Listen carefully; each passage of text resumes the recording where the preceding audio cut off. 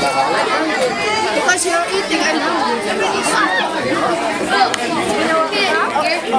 I'll take one.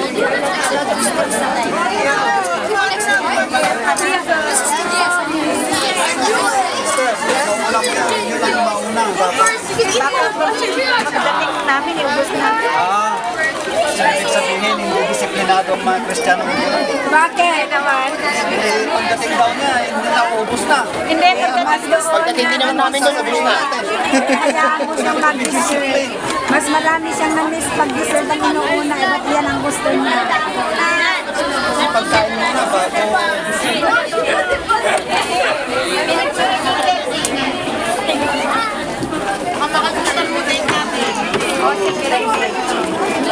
Pagdating nyo rin doon. Kaya dito ka lang muna sa Sana muna sa... Oo, sa malapit.